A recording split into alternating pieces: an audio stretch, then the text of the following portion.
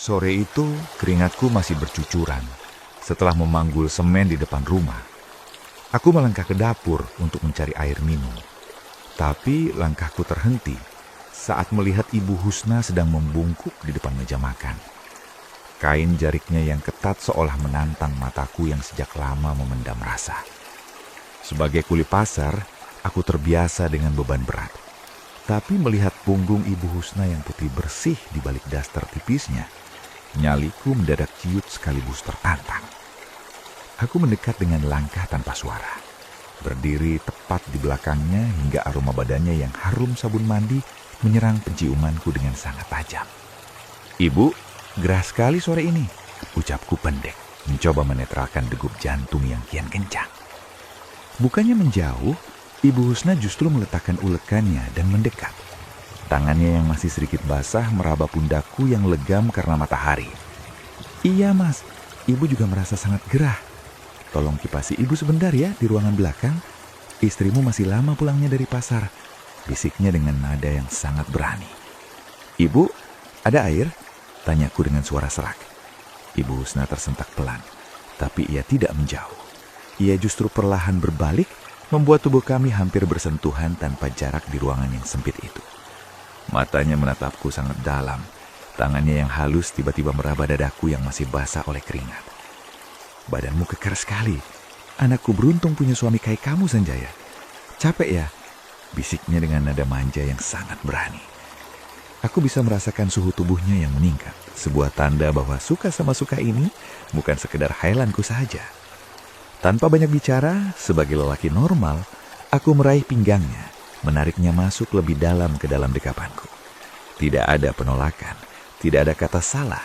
Yang ada hanyalah rayuan batin yang sudah mencapai puncaknya. Ia menyandarkan kepalanya di bahuku, membiarkan jemari kasarku menjelajahi lekuk punggungnya yang sangat halus. Di ruangan dapur yang tertutup ini, statusku sebagai menantu seolah lari entah kemana, berganti menjadi lelaki sejati yang siap memberikan perlindungan bagi wanita yang sedang dahaga akan perhatian ini. "Mas, jangan di sini, nanti ada yang lihat," rintihnya pelan. Namun tangannya justru semakin erat memeluk leherku, seolah memberikan kode bahwa ia ingin pertemuan ini berlanjut ke tempat yang lebih aman. Aku mengekor di belakang Ibu Husna, menuju ruangan belakang yang remang-remang. Suara kipas angin tua menderu pelan, mencoba mengusir hawa gerah yang makin menjepit dada. Begitu pintu kayu itu tertutup, ia langsung duduk di kursi kayu panjang dengan napas yang mulai tidak beraturan. Aku berdiri mematung, menatap pundaknya yang terbuka sedikit karena daster yang melonggar. Tanpa perlu diminta 2 kali, aku mendekat.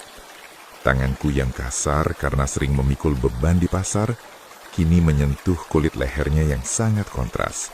Begitu halus dan terasa sangat hangat.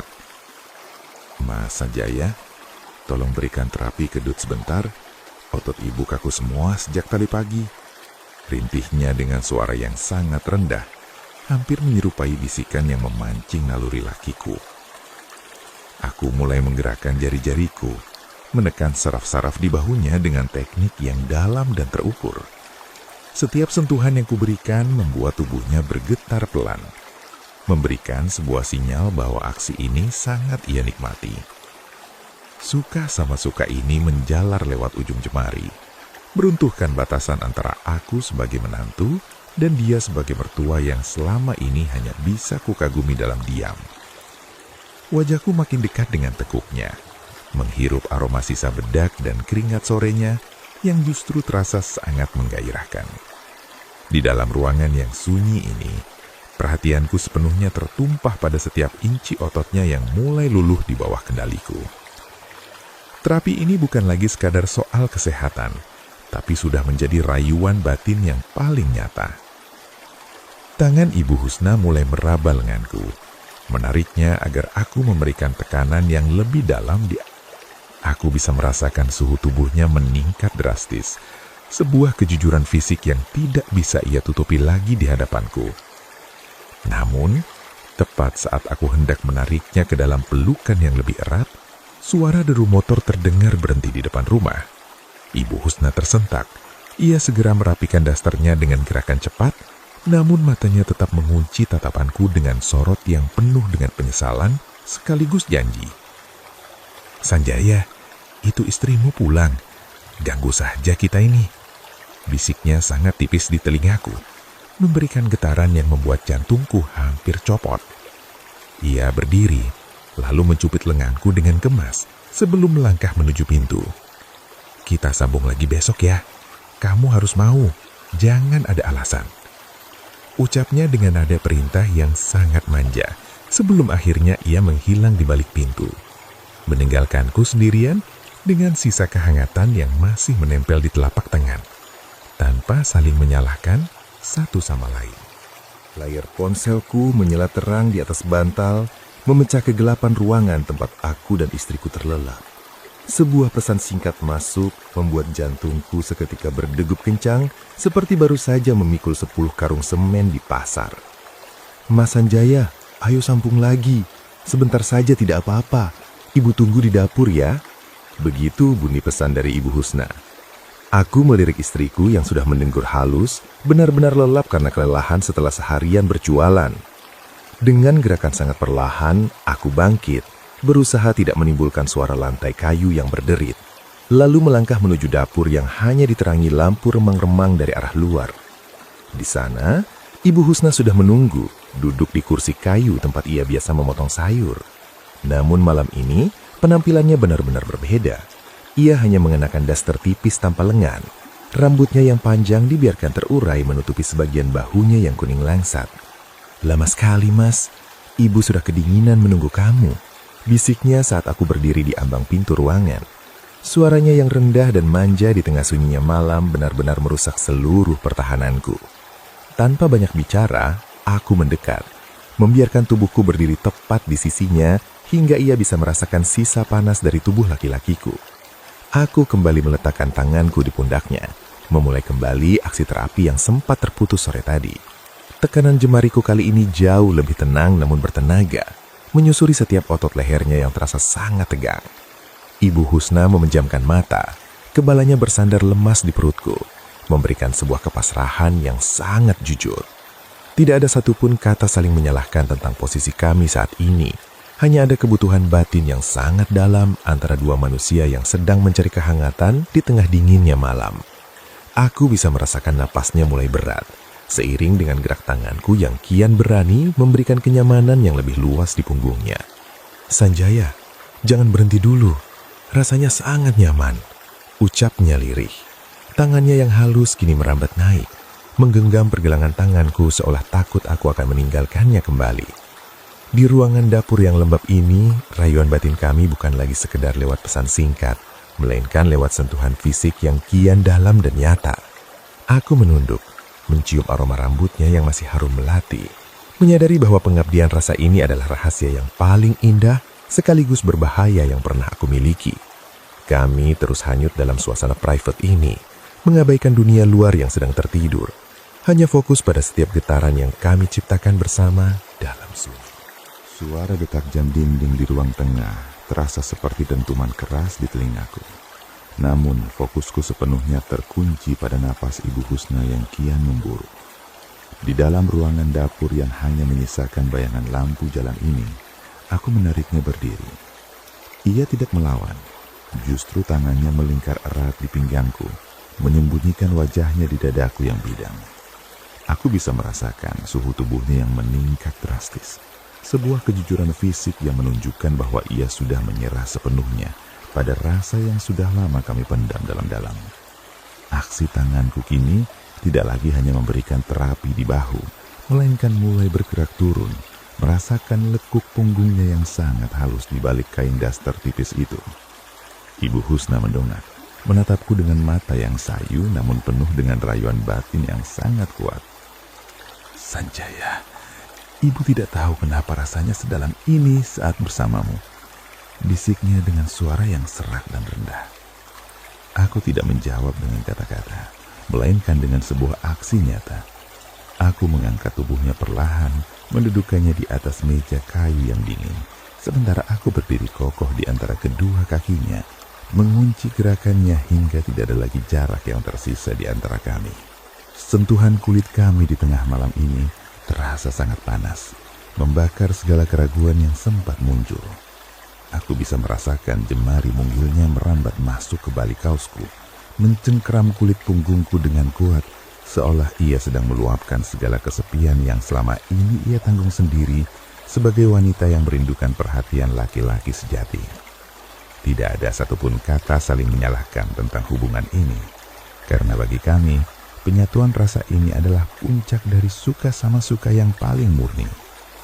Di ruangan yang sempit dan pengap ini, wibawaannya sebagai ibu mertua luruh seketika, berganti menjadi sosok wanita yang sangat haus akan dekapan hangat dan perlindungan yang hanya bisa kuberikan lewat tenagaku sebagai kuli yang tulus menyayanginya. Aksi kami semakin intens saat ia menarik kepalaku mendekat, membiarkan aku merasakan kehangatan napasnya yang menyapu kulit leherku. Getaran di dalam ruangan ini benar-benar mengunci kesadaran kami dari dunia luar. Setiap gerakan yang kami lakukan adalah pengabdian rasa yang sangat dalam, sebuah tarian batin yang dilakukan dalam sunyi tanpa perlu suara-suara puitis yang tak perlu. Kami hanya ingin menikmati saat-saat privat ini, di mana aku adalah penguasa atas raga dan hatinya, dan ia adalah pelabuhan tenang tempatku melepaskan segala penat setelah seharian bekerja keras. Sekarang, rahasia ini sudah tertanam terlalu dalam, mengikat kami dalam satu takdir yang tidak akan pernah bisa dilepaskan hanya dengan sekedar kata pamit.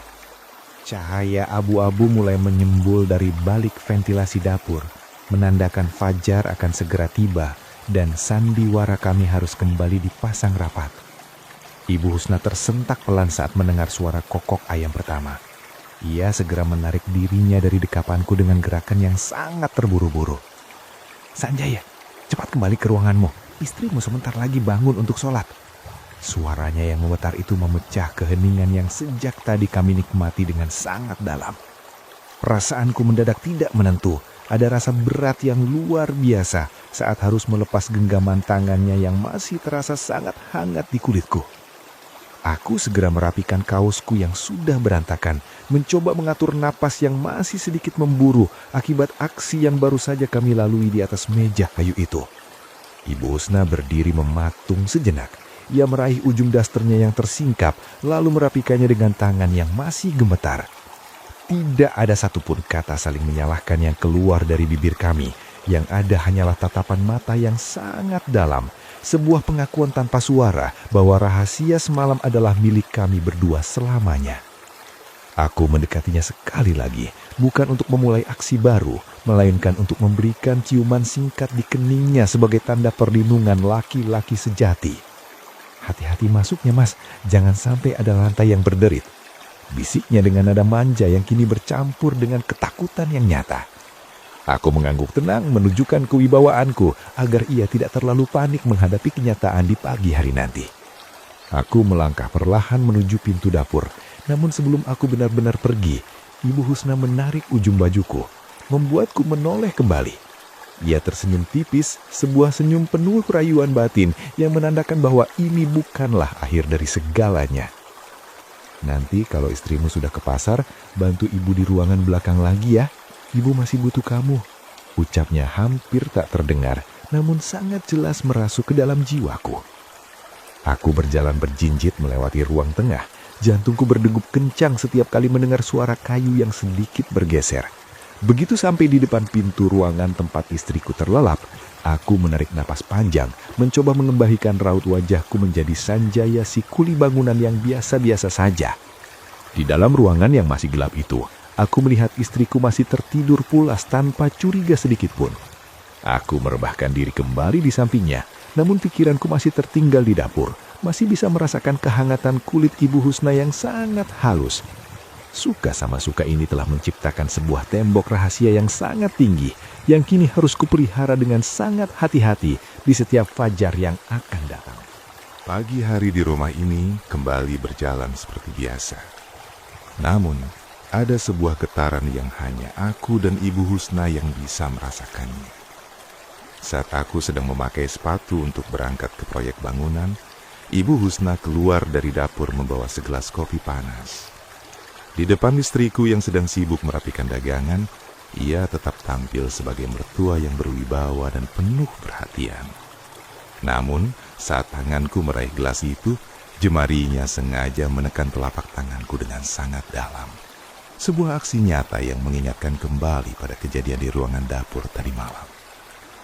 Tidak ada satupun kata saling menyalahkan yang terucap di antara kami. Suka sama suka telah mengubah setiap sudut rumah ini menjadi saksi bisu atas pengabdian rasa yang sangat jujur. Aku berangkat bekerja dengan semangat yang berbeda, karena aku tahu di balik lelahku memikul semen dan bata, ada seorang wanita matang yang selalu menungguku dengan rayuan batin yang menenangkan. Statusku sebagai menantu tetap terjaga dengan rapi di depan orang lain.